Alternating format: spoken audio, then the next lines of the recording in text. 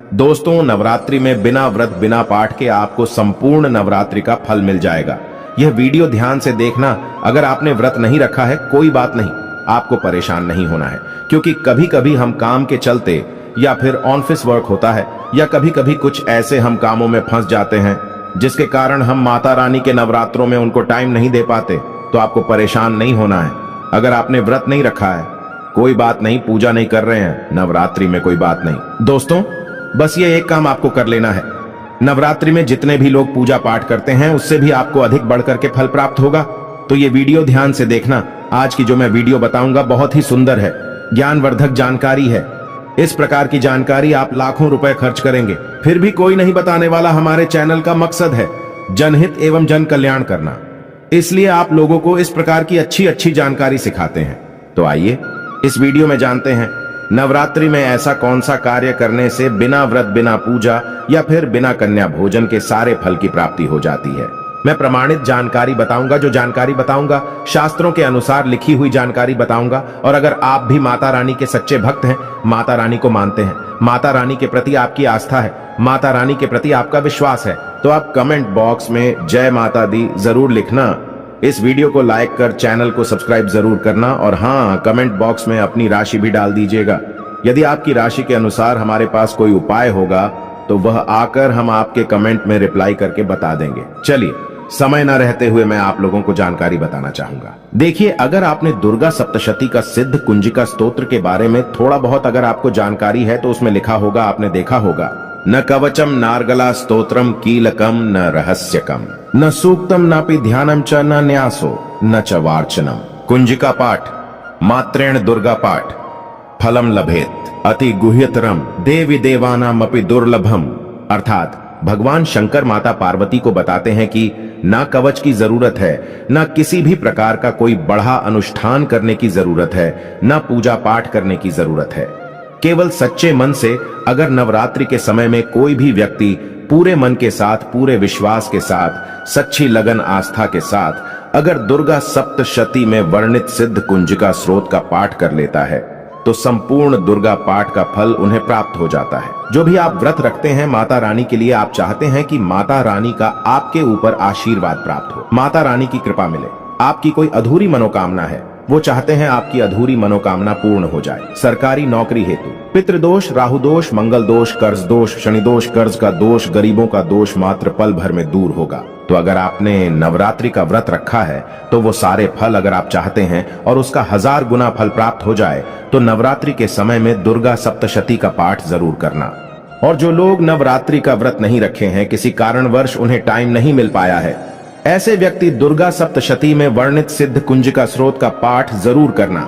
पूर्ण रूप से आपको नव दुर्गा माता का पूजा पाठ करने से, नव दुर्गा के 9 दिन व्रत करने से, कन्या भोजन कराने से जो फल प्राप्त होता है, दोस्तों केवल इस पाठ को सच्चे मन से अगर एक दिन अगर आप जो है नवरात्रि के दिन एक दिन बस केवल आप जो है बैठ करके जप लेते हैं तो पूर्ण रूप से आपको फल प्राप्त हो जाता है। मैं आप लोगों को बताना चाहूंगा, जो लोग समर्थन है ऐसे लोगों को कन्या पूजन भी जरूर करना चाहिए। मैं कल की भी वीडियो में बताया हूं। अब कन्या पूजन का बेनिफिट क्या है तो माता रानी स्कंद पुराण में भी लिखा है और कई सारे हमारे जो है देवी पुराण में भी इसका वर्णन मिलता है। माता रानी जितना पूजा पाठ से प्रसन्न होती हैं उतना ज्यादा कन्या भोजन कराने से हो जाती हैं, क्योंकि कन्याओं को देवी का स्वरूप माना जाता है। और जो कन्या होती है नवरात्रि के समय में ये साक्षात नव दुर्गा का स्वरूप हो जाती है। मैं कन्या पूजन के बारे में विस्तार से वीडियो के अंत में बताऊंगा, तो वीडियो में कंटिन्यू बने रहना। कन्या पूजन कैसे करना है और क्या मुहूर्त है सब बताऊंगा। दोस्तों, दूसरी जानकारी बता रहा हूं, ये जानकारी आपकी जिंदगी में बाहर लाएगी, आपके जीवन में चल रही परेशानी को दूर करेगी, क्योंकि हम आप लोगों को बहुत सरल सरल साधारण से विधि बताते हैं जिसमें आप सभी दर्शकों का कल्याण छुपा होता है। तो नवरात्रि के दौरान आपको एक पुष्प का पौधा जरूर लगाना है। मैं इसका फायदा भी बताऊंगा, कौन कौन से पुष्प लगाने चाहिए, हमारे धर्म शास्त्रों के अनुसार कहा गया है। दोस्तों, अगर कोई व्यक्ति मंदिर के किनारे में मदार का पौधा लगा दे, ध्यान से सुनिए, जो सफेद कलर का मदार का पौधा होता है किसी भी मंदिर के किनारे में लगा देते हैं। ये पुष्प वहां पर उपस्थित जो देवी देवता है, मंदिर में जो रहने वाले जो देवी देवता हैं, जैसे शिव मंदिर है, शिव मंदिर में मदार का पौधा लगाते हैं तो इसका एक पुष्प अगर कोई भी व्यक्ति रख करके चढ़ा दें शिव मंदिर में जाकर के तो आपको एक स्वर्ण दान के बराबर पुण्य की प्राप्ति होती है। तो मदार का पौधा लगाने से इसमें जो फूल खिलेंगे वो जाकर के देवी देवताओं को चढ़ाए जाएंगे, तो उसका आपको जो है पुण्य की प्राप्ति होगी। जो व्यक्ति चढ़ा रहा है उसको आधा फल मिलेगा और आधा फल आपको प्राप्त होना शुरू हो जाएगा। तो मदार का पौधा अगर कोई भी व्यक्ति नवरात्रि के समय में किसी भी शिव मंदिर है, माता रानी का मंदिर है, उनके समीप में जाकर के लगाता है तो अक्षत पुण्य की प्राप्ति होती है। ना इसमें आपको व्रत करना है, ना पूजा पाठ करने की जरूरत है। बस आप जो है कोई भी फूलों का पौधा लगा सकते हैं। इस श्रेणी में आते हैं जैसे मदार का पौधा, सदाबहार का पौधा। सदाबहार हमेशा हरियाली रहता है और ये हमेशा फूलते हैं। ऐसे फूल का आपको चयन करना है जो हमेशा फूलते रहें, जिसमें फल फूल आते रहें। तीसरे नंबर पर आता है कनेर का पौधा। जो कनेर का पौधा है ये देवी मां का श्रृंगार कहा गया है। कनेर के पौधे से अगर कोई भी व्यक्ति कनेर का पौधा सफेद कलर का अगर कनेर है तो फिर इसे अति उत्तम माना जाता है। कनेर के पौधे को पार्वती का स्वरूप कहा गया है। धर्मशास्त्रों में तो कनेर का पौधा चढ़ाने से माता रानी बहुत प्रसन्न होती हैं और गोदान के बराबर हमें फल की प्राप्ति होती है। आप चाहते हो तो गुड़हल का पौधा लगा सकते हैं। दोस्तों, मंदिर के किनारे में, देवी मंदिर के किनारे में अगर कोई भी व्यक्ति गुड़हल का फूल का पौधा लगता है तो हमारे धर्म शास्त्रों में ऐसा कहा गया है, गुड़हल के वृक्ष पर साक्षात मां जगदम्बा का वास होता है। जी हां, ये मैं कोई हवा में हवाई बात नहीं कर रहा हूं, प्रमाणित बात कर रहा हूं। धर्मशास्त्रों में भी लिखा है। आप माता रानी को 56 भोग लगाएं या ना लगाएं, कोई श्रृंगार का सामान चढ़ाएं या ना चढ़ाएं, इससे कोई फर्क नहीं पड़ता। लेकिन अगर कोई भी व्यक्ति नवरात्रि के समय में गुड़हल का पुष्प माता रानी को सच्चे मन से अगर माला पिरो करके 21 की संख्या में, 11 की संख्या में चढ़ा दी जाए तो उस व्यक्ति की वह मनोकामना पूर्ण होने से साक्षात ब्रह्मा भी नहीं रोक पाते हैं। गुड़हल का फूल माता रानी को चढ़ाने से नवरात्रि में आपने पूजा पाठ व्रत रखे हैं, पूजा पाठ कर रहे हैं, कोई बात नहीं। अगर आप व्रत नहीं कर पा रहे हैं, पूजा पाठ में टाइम नहीं दे पा रहे हैं, तो गुड़हल का फूल माता रानी को नवरात्रि के किसी भी दिन, एक दिन 21 माला पिरो करके, माला बना करके माता को चढ़ा देना, संपूर्ण व्रत का फल मिल जाएगा। आपने नवरात्रि का व्रत रखा हो या ना रखा हो, इससे कोई फर्क नहीं पड़ता। बस गुड़हल का फूल माता रानी को चढ़ा देना। तो ऐसा कहा गया है, कोई व्यक्ति अपने जीवन काल में अगर नवरात्रि के समय में गुड़हल का पौधा लगा देता है और इस पौधे में फूल आना शुरू हो जाते हैं और ये फूल अगर देवी देवताओं को चढ़ना शुरू हो जाते हैं तो माता रानी आजीवन आपकी बिल्कुल ही मदद करेंगी, आपके ऊपर अपनी कृपा बरसाएगी, आपको अपना पूर्ण आशीर्वाद देंगी और जब तक आप इस संसार में जिएंगे कभी भी निर्धन नहीं रहेंगे। देखिए, हमने आपको वीडियो के बीच में बताया था कि कन्या पूजन 2023 में कब है और क्या है। शुभ मुहूर्त आइए जानते हैं, लेकिन याद रहे कन्याओं को ऐसा खाना कभी मत खिलाना, नहीं तो उल्टा आप बर्बाद हो जाओगे। जानिए कन्याओं को क्या खिलाना चाहिए और क्या नहीं, और क्या उपहार देना चाहिए और कौन सा उपहार नहीं देना चाहिए। दोस्तों, इस बार के नवरात्रि बहुत ही शुभ और मंगलकारी माने जा रहे हैं। इस बार शारदीय नवरात्रि 15 अक्टूबर दिन रविवार को शुरू होकर और इसका समापन 23 अक्टूबर दिन सोमवार को होगा। ऐसे में 24 अक्टूबर दिन मंगलवार को ही दुर्गा विसर्जन होगा। जो लोग माता रानी की स्थापना करते हैं, मूर्ति स्थापना करते हैं, वह लोग 24 अक्टूबर दिन मंगलवार को विसर्जन करेंगे। दोस्तों, नवरात्रि की अष्टमी और नवमी तिथि पर कन्या पूजन का विधान है। इस बार महाअष्टमी तिथि 22 अक्टूबर 2023 यानी कि इस दिन रविवार है और नवमी तिथि 23 अक्टूबर 2023 दिन सोमवार को है। ऐसे में आप अष्टमी और नवमी को, इन दोनों तिथियां में कन्या पूजन अवश्य ही करें। कन्याओं को भोजन अवश्य खिलाएं। शास्त्रों में 9 दिनों के नवरात्रि को बहुत ही शुभ और मंगलकारी माना जाता है और वहीं 8 दिनों के नवरात्रि को अच्छा नहीं माना जाता। ऐसे में 10 दिनों के नवरात्रि बहुत ही शुभ माने गए हैं। शास्त्रों के अनुसार नवरात्रि के दिनों में माता रानी का पूजन करने से, कन्या पूजन करने से मां अभय वरदान प्रदान करती हैं। कुंडली में जो कष्ट होते हैं उन्हें ठीक कर देती है। श्रीधर की तरह ही सच्चे हृदय वाले व्यक्ति के सभी कष्टों का निवारण मां शीघ्र ही करती है। मां की उपासना से विनम्रता का विकास होता है। सभी कष्ट, दरिद्रता, दुख, कष्ट नष्ट हो जाते हैं। नवरात्रि में माता रानी का व्रत और पूजन किया जाता है, लेकिन नवरात्रि के दौरान सबसे ज्यादा महत्व होता है कन्या पूजन का। दोस्तों, कन्या रानी जो होती हैं, फूल की पंखुड़ियों की तरह नाजुक होती हैं। कन्या पूजन सर्वोप्रिय है, श्रेष्ठ है। कन्या के रूप में स्वयं जगदम्बा देवी, माता वैष्णो, 9 देवियां अर्थात समस्त ब्रह्मांड इनके शरीर के कण कण में वास करते हैं। बहुत कम लोग जानते हैं 33 कोटि देवी देवताओं का वास होता है। कन्याओं के मस्तक पर कन्या चाहें छोटी हो चाहें बड़ी हो, वह सदैव पूजनीय है, मां के समान मानी जाती है। दोस्तों, माना जाता है व्रत और उपासना से माता रानी इतना प्रसन्न नहीं होती है जितना कि कन्या पूजन से होती है। नवरात्रि में छोटी छोटी कन्याओं को माता रानी का स्वरूप माना जाता है। कन्याओं को भोग लगाया जाता है, उन्हें प्रसन्न किया जाता है और बदले में आशीर्वाद मांगा जाता है। कन्याओं को प्रसन्न करने के लिए गिफ्ट आदि उपहार वगैरह दिए जाते हैं। माना जाता है अगर कन्याओं को कोई भेंट दी जाए और वो उसे खुशी खुशी स्वीकार कर ले तो इसका मतलब है माता रानी अर्थात माता वैष्णो ने वो भेंट स्वीकार कर ली जिन पर कन्याएं प्रसन्न होती हैं, तो समझो उन्हें माता रानी का आशीर्वाद मिल गया और माता रानी की कृपा से उन्हें मुंह मांगा वरदान प्राप्त होता है। कन्या पूजन कोई मामूली पूजन नहीं होता। समस्त ब्रह्मांड में जो पूजा होती है उनसे बढ़कर कन्या पूजन को माना जाता है। 10 बार गंगा स्नान करने से और 100 बार यज्ञ करने से तथा 1000 बार यात्रा करने से जो पुण्य मिलता है वह मात्र एक बार कन्या पूजन करने से करोड़ों गुना भक्त को मिल जाता है, प्राप्त हो जाता है। दोस्तों, इसीलिए कहा जाता है कि कन्याओं को सताना नहीं चाहिए, इससे समस्त ब्रह्मांड हिल जाता है। कन्याओं की जितनी सेवा की जाए कम ही होती है। कन्याएं कोई मामूली नहीं होती। कन्या के रूप में स्वयं उनके मस्तक पर विराजमान होकर स्वयं देवी चलकर आपके घर तक आती हैं। नवरात्रि में 2 साल से लेकर 10 साल तक की कन्या का पूजन होना चाहिए। अष्टमी अथवा नवमी को कन्याओं के पैर धोकर भोजन कराना, उपहार आदि देना श्रेष्ठ माना जाता है, दुर्लभ माना जाता है। ऐसा मौका कभी हाथों से नहीं जाने देना चाहिए। इस दिन जितना ज्यादा हो सके कन्याओं को हाथ पकड़कर पैर पकड़कर अपने घर तक लेकर आएं। दोस्तों, वीडियो में आगे बढ़ने से पहले आप अपनी राशि भी कमेंट बॉक्स में जरूर डाल दीजिएगा। यदि हमारे पास कोई उपाय होगा तो वह आकर हम आपके कमेंट के रिप्लाई में बता देंगे। कोई भी राशि के अनुसार अगर उपाय करता है तो माता वैष्णो बड़ी प्रसन्न होती है और ऐश्वर्य धन प्रदान करती है, मालामाल बना देती है। इसीलिए राशि कमेंट में जरूर छोड़ें और हाँ, माता को एक लाइक जरूर करें। लाइक करने में कंजूसी ना करें। दोस्तों, कैसे करें? कन्याओं का स्वागत। कन्या जब आपके घर आए तब सभी के पैरों को दूध और पानी से उनके पैरों को धुलाना चाहिए।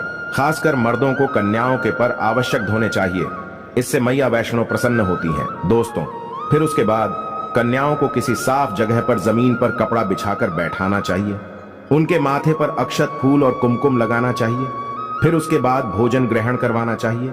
लेकिन हमेशा याद रहे, कन्याओं की थाली में 3 पूरियां कभी ना रखें। इसे शुभ नहीं, घोर अशुभ माना जाता है। 3 पूरियां तथा 3 रोटियां मरने वाले व्यक्ति के लिए निकाली जाती हैं और जेल में कैदियों के लिए दी जाती हैं। ऐसे में कन्याओं को उनकी थाली में 3 पूरी कभी ना दें, लेकिन 1-2 करके पूरियां दे सकते हैं। इससे 3 संख्या बढ़ जाती है और दोष भी नहीं लगता। दोस्तों, कन्याओं को खाना खिलाने के बाद अंतिम में कन्याओं के सर पर लाल चुनरी उड़ाना चाहिए और भोजन में आपको खीर, पूरी, हलवा, चना तथा आलू की सब्जी, छोले वगैरह की सब्जी खिलानी चाहिए। पनीर आदि भी खिलाया जा सकता है। वैसे माता रानी का प्रिय भोजन खीर, हलवा, पूरी और छोले आदि ही हैं। लेकिन भूल से भी लहसुन और प्याज का इस्तेमाल कभी ना करें, अन्यथा अनर्थ हो जाएगा। अक्सर कई लोग कन्याओं को कुरकुरे का पैकेट, चिप्स वगैरह का पैकेट खिलाते हैं, जो कि घोर अनर्थ माना जाता है, क्योंकि इसमें लहसुन, प्याज का इस्तेमाल होता है, जिसके कारण आपका व्रत खंडित हो सकता है। मां दुर्गा क्रोधित हो सकती हैं। जहां आपने 9 दिनों तक लहसुन प्याज का परहेज किया, लेकिन आपकी एक गलती पूरे व्रत को खंडित कर सकती है। इतना भी नादान नहीं बनना चाहिए कि माता रानी रूष्ट हो जाए और कन्याओं को भी अशुद्ध होना पड़े। कन्याओं को डब्बा बंद कोई भी ऐसी चीज ना खिलाएं जिसमें लहसुन प्याज होता है। कई चीज तो ऐसी होती है मार्केट में जिसके अंदर लहसुन प्याज का इस्तेमाल होता है। ऐसा आप कभी मत करना। दोस्तों, कई लोग कन्या पूजन में खाना घर पर नहीं बनाते और मार्केट से रेडीमेड लाकर ही खिलाते हैं तथा दही जलेबी खिलाते हैं, जो कि शुभ नहीं माना जाता। दोस्तों, ऐसा खाना वो लोग खिलाते हैं जिनके घर में मान लीजिए कोई दुर्घटना आदि हो गई है या घर में कोई बीमार है या कोई मुसीबत है, तब वो ऐसा करते हैं। लेकिन अगर आप स्वस्थ हैं, आपको कोई पीड़ा नहीं है, तो ऐसा भूलकर भी नहीं करना चाहिए। माता रानी दही जलेबी नहीं, आपके हाथों का बना भोजन खाना चाहती है, आपका प्यार चाहती है। फिर चाहे आप घर में एक ही पूरी क्यों ना बनाएं माता के लिए, पर आप स्वयं ही अपने हाथों से माता रानी को भोजन खिलाएं। देखिए, भले ही आप दही जलेबी खिला सकते हैं, परंतु माता को घर का बना हुआ शुद्ध भोजन ही अति प्रिय है। खासकर नवरात्रों के दौरान घर में पक्का खाना अवश्य बनाना चाहिए। माता रानी बहुत प्रसन्न होती है। घर का बना पक्का खाना ही कन्याओं को खिलाना चाहिए। हमेशा याद रखें, कन्याओं को प्लास्टिक के बने दोने में खाना नहीं खिलाना चाहिए। ऐसे बर्तन पूजा पाठ के लिए शुभ नहीं अशुभ होते हैं, क्योंकि प्लास्टिक के ज्यादातर बर्तन जो होते हैं जानवरों की हड्डियों द्वारा बनाए जाते हैं, इसीलिए ऐसा पाप मत करना। कन्याओं को हमेशा स्टील के बर्तन या पत्तों से बने बर्तनों में ही भोजन कराना चाहिए, बहुत ही शुभ माना गया है। अगर पेड़ के पत्ते में भोजन कराते हैं तो माता अभय वरदान प्रदान करती है। दोस्तों, एक और बात हम आपको बताने वाले हैं कि यदि नवरात्रों के समाप्त होने के बाद यदि बीच में कन्या पूजन में शुक्रवार का दिन पड़ जाए तो कन्याओं को कोई भी खट्टी चीज नहीं खिलाना चाहिए, क्योंकि शुक्रवार का दिन माता संतोषी को समर्पित होता है और माता संतोषी नवरात्रों के दिनों में सक्रिय अवस्था में होती है, यानी वो भी 9 देवियों के साथ में आपके घर में आती हैं। इसीलिए कन्याओं को भूलकर भी शुक्रवार का दिन अगर पड़ जाए तो खट्टी चीज घर में नहीं बनाना चाहिए और कन्याओं को भी खट्टी चीज नहीं खिलाना चाहिए, घोर पाप लगेगा। आपका किया कराया सब बर्बाद हो सकता है। खट्टी चीजों से माता संतोषी रूष्ट हो सकती हैं, चिढ़ सकती हैं, आपको श्राप दे सकती हैं, इसीलिए नादान ना बने। दोस्तों, भोजन कराने के बाद कन्याओं की थाली में एक लौंग जरूर रखना चाहिए, क्योंकि लौंग देवी शक्ति तथा दुर्गा मां को बहुत प्रिय है। लौंग माता शक्ति का प्रतीक होती है। लौंग में नव दुर्गा का वास होता है। इन 9 दिनों में माता रानी को लौंग का भोग ही लगाया जाता है, तो खाना खाने के बाद कन्याओं को लौंग अवश्य अर्पित करें। माता रानी को अमृत से बढ़कर लौंग प्रिय है, इसीलिए कन्याओं को थाली में चुपचाप एक लौंग जरूर रख दें, आपका भाग्य चमक जाएगा। माता लक्ष्मी आपके जीवन में धन की कोई भी कमी नहीं होने देंगी। दोस्तों, आपको बता दें, कन्याओं को उपहार में क्या दें। कन्याओं को खुश करने के लिए उनकी थाली में दक्षिणा डालें, ताकि आपके घर में संपन्नता बनी रहे तथा धन की कोई भी कमी ना हो। कन्या जब आपके घर से खुशी खुशी धन लेकर जाती है तो वह भी आपको खुशी खुशी कई गुना आपको धन प्रदान करती है। इस समय कंजूसी मत करना, खुशी खुशी कन्याओं को धन अवश्य देना। कन्याओं को कोई सुंदर गिफ्ट दे सकते हैं। शास्त्रों में बताया जाता है कि कन्या जितना खुश होती है, माता रानी उतना ही जल्द फल की प्राप्ति प्रदान करती है। ऐसे में आप कन्याओं को चॉकलेट बॉक्स दे सकते हैं तथा खूबसूरत कपड़े दे सकते हैं। याद रहे, काले कपड़े ना दें और स्टील के बर्तन भी गिफ्ट के तौर पर दे सकते हैं। याद रहे कि कन्याओं को लोहे का कोई भी सामान नहीं देना चाहिए, नहीं तो राहु केतु का प्रभाव आपके जीवन में प्रवेश कर जाएगा। राहु काल तथा राहु दोष आपको लग जाएगा, आप बर्बाद भी हो सकते हैं। दोस्तों, जब कन्या अपने घर के लिए प्रस्थान करें तो उनके चरण जरूर छू लें और अपने मन में अपनी प्रार्थना को पूरा करें। सच्चे दिल से मांगी हुई मुराद माता रानी अवश्य ही पूरी करती है। सच्चे दिल का मतलब होता है मन में कोई भी लालच ना हो, और अगर वो लालच माता को पाने के लिए बन जाए तो उसे बोलते हैं सच्ची श्रद्धा और सच्ची भक्ति। ऐसी भक्ति के आगे स्वयं 33 कोटि देवी देवता आपको नमस्कार करते हैं। दोस्तों, नवरात्रों के दिनों में अगर मिल जाए आपको ये संकेत तो समझो, माँ दुर्गा आपके घर में आ चुकी है। ये संकेत बताते हैं माँ दुर्गा का आशीर्वाद आपको प्राप्त होने वाला है। तो आइए शुरू करते हैं। दोस्तों, पहला संकेत, जब आप कलश स्थापना करते हैं तो जौ से निकली हरियाली बहुत ही शुभ मानी गई है। कहा जाता है कि जौ से निकली हरियाली हमारे भविष्य में होने वाले अच्छे और बुरे होने का संकेत देती है।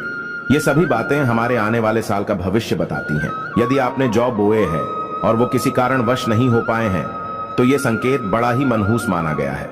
कहा जाता है कि नवरात्रों में जौ अगर सूख जाते हैं या बढ़ते नहीं हैं तो आपको समझ लेना चाहिए कि ये साल आपका खराब होने वाला है तथा घर में कोई बीमारी आने वाली है, या दिन दुगनी रात चौगुनी आपकी कम होने वाली है या घटने वाली है।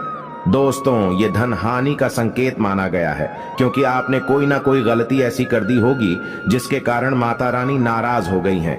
इसीलिए माता से आप क्षमा अवश्य मांग ले। माँ अपने भक्तों को अवश्य माफ करती है।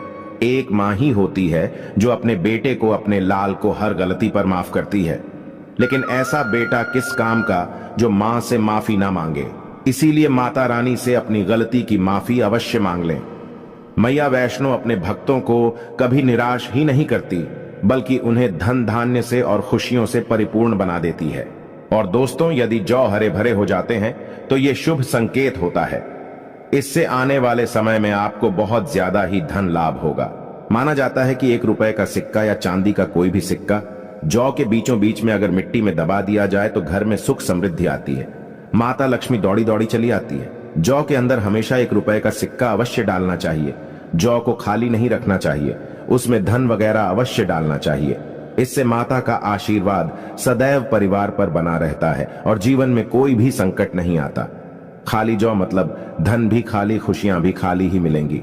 दोस्तों नंबर 2, यदि आपकी नींद नवरात्रों के दौरान सुबह 4 बजे के आसपास खुलती है तो इसे बड़ा ही शुभ संकेत माना जाता है, क्योंकि ये समय ब्रह्म मुहूर्त कहलाता है। इस समय देवी शक्ति अपने सच्चे भक्तों को ही जागती है। इस समय उठाना मतलब माता की कृपा प्राप्त करने के बराबर माना गया है। ये संकेत बताते हैं कि माता की सच्ची भक्ति का प्रभाव आपके ऊपर हो चुका है और माता रानी आपको जल्दी ही कोई खुशखबरी देने वाली है। माँ आपकी सच्ची भक्ति से बहुत खुश हैं। दोस्तों नंबर 3, यदि नवरात्रि में आपका मन प्रसन्न होने लगे, पूजा पाठ में आपका मन लगने लगे, पूजा करते समय मन का शांत होना यह दर्शाता है कि आपको बहुत जल्द मां की कृपा प्राप्त होने वाली है। माता रानी आपकी भक्ति से बहुत खुश हैं। आपकी भक्ति माता रानी को आनंद दे रही है। ऐसे व्यक्ति को समझ जाना चाहिए कि उसके जीवन में अब अच्छा समय आने वाला है। दोस्तों नंबर 4, नवरात्रों के दौरान अगर मां के गले से फूल गिर जाए तथा जौ के हरे भरे पत्ते अगर बिन हवा के हिल जाएं, तो इसे अति उत्तम माना गया है। यह संकेत बताता है कि माता रानी का आगमन आपके घर में अस्थायी रूप से हो चुका है। आपको माता लक्ष्मी की कृपा प्राप्त होने वाली है। ये संकेत कुछ खास लोगों को ही दिखाई देते हैं। माना जाता है कि पूजा करते समय अगर धुआं अधिक बढ़ जाए तो इससे यह पता चलता है कि आपके घर से गरीबी हमेशा हमेशा के लिए जाने वाली है। भूत प्रेत आत्माएं अब आपके घर से हमेशा के लिए जाने वाले हैं। पूजा करते समय धुएं का अधिक होना बहुत ही शुभ और मंगलकारी माना गया है। ये संकेत भविष्य में अच्छे परिणाम को दर्शाते हैं। दोस्तों नंबर 5, द्वार पर गाय का आना। वेदों में बताया जाता है कि नवरात्रि के दौरान गाय माता का घर में आना बड़ा ही शुभ संकेत माना गया है। नवरात्रि में द्वार पर गाय का आना अत्यंत शुभ है। यदि आपके भी द्वार पर गाय आती है तो गाय के माथे पर कुमकुम लगाना ना भूले तथा गाय को रोटी जरूर खिलाएं। इससे मां दुर्गा अत्यंत प्रसन्न होंगी और आपकी झोली खुशियों से भर देंगी। द्वार पर गाय का बार बार आना भी जीवन में आने वाले अच्छे संकेतों की ओर इशारा करता है। दोस्तों नंबर 6, सपने में शेर का दिखाई देना। अगर आपके सपनों में मां दुर्गा दिखाई देती है, अर्थात कोई भी देवी अगर आपके सपनों में दिखाई देती है तो बड़ा ही शुभ माना गया है। नवरात्रों के पावन अवसर पर माता के दर्शन किसी खास भक्तों को ही होते हैं। ये सपने कभी किसी को शेयर मत करना। यदि माता की सवारी तथा शेर रात्रि में सपने में बार बार दिखाई देता है तो मां दुर्गा आपसे प्रसन्न है। ये संकेत बताते हैं कि जल्द ही आपकी कोई मनोकामना अवश्य पूर्ण होगी और आपके शत्रुओं का नाश हो जाएगा। शत्रु आपके नाम से ही थर थर कांपने लगेगा। मां दुर्गा का वाहन शेर है, इसीलिए नवरात्रि में शेर का दिखाई देना अत्यंत शुभ संकेत होता है। दोस्तों नंबर 7, यदि कोई छोटी कन्या आपको सुबह सुबह लाल वस्त्र धारण किए हुए दिखाई देती है तो आपने साक्षात मां दुर्गा के दर्शन किए हैं। यदि नवरात्रों में सबसे पहले आपके घर में कन्याओं का आगमन हो जाए तो समझो आपको दुनिया की कोई भी शक्ति, ब्रह्मांड की कोई भी शक्ति आपको करोड़पति होने से नहीं रोक सकती। आपके जीवन में आपके घर में माता लक्ष्मी का आगमन होने वाला है। आप दिन दुगनी रात चौगुनी तरक्की करेंगे। अब आप खुशियां मनाइए और मिठाइयां बांटे। ऐसे में कन्याओं को भरपूर तरीके से खुश रखें और उनका आगमन दूध से चरण धुलाकर करें, कोई भी कंजूसी ना करें। दोस्तों माता रानी आपको यह संकेत दे रही है कि अब आपका बुरा समय समाप्त हो चुका है। अब जीवन में सुख समृद्धि के द्वार खुल जाएंगे। दोस्तों नंबर 8, घर पर उल्लू का आना। यदि मां लक्ष्मी का वाहन उल्लू नवरात्रि में आपके घर पर आकर बैठ जाए तो यह भी शुभ संकेत है। इसका अर्थ है कि मां लक्ष्मी का आपके घर में प्रवेश हो चुका है और आपकी आर्थिक स्थिति और मजबूत होगी। लेकिन याद रहे, उल्लू नवरात्रि और दीपावली पर आना ही शुभ माना जाता है। दोस्तों नंबर 9, यदि ब्रह्म मुहूर्त के समय यानी सुबह के 4 बजे के आसपास घंटियों की आवाज सुनाई दे जाए या शंख की आवाज सुनाई दे जाए तथा कोई भजन सुनाई दे जाए तो बड़ा ही शुभ संकेत माना गया है। इससे यह पता चलता है कि माता रानी आपकी भक्ति से बहुत प्रसन्न है और आपके जीवन में सभी नकारात्मकता का नाश होने वाला है तथा माता लक्ष्मी की कृपा आपको प्राप्त होने वाली है। दोस्तों नवरात्रों के दौरान घर में काली चींटियों का दिखाना, लंबी लंबी लाइन बनाकर मुंह में खाना ले जाते हुए चींटियों को देखना अच्छा संकेत माना गया है। और यदि मंदिर में पूजा करते समय कोई छिपकली आदि दिखाई दे जाए या मंदिर के स्थान की ओर छिपकली चली जाए तो बड़ा ही शुभ संकेत माना गया है। इससे यह पता चलता है कि आपको माता लक्ष्मी की कृपा प्राप्त होने वाली है। माँ का आशीर्वाद आपको मिलने वाला है। नवरात्रों के दौरान मंदिर में छिपकली का दिखना बहुत ही शुभ संकेत माना गया है। आपकी भक्ति का फल आपको शीघ्र ही मिलने वाला है, क्योंकि छिपकली को माता लक्ष्मी का प्रतीक माना गया है। किसी शुभ अवसर पर छिपकली का दिखना मंगलकारी माना गया है और नवरात्रि में छिपकली का मंदिर में दिखना साक्षात देवी लक्ष्मी का स्वरूप माना गया है। दोस्तों, अगर आप वाकई में मां वैष्णो की कृपा पाना चाहते हैं तो कमेंट बॉक्स में लिखें, जय माता दी माता रानी। आपकी झोली खुशियों से भर दें। मां वैष्णो के लिए एक लाइक तो बनता है।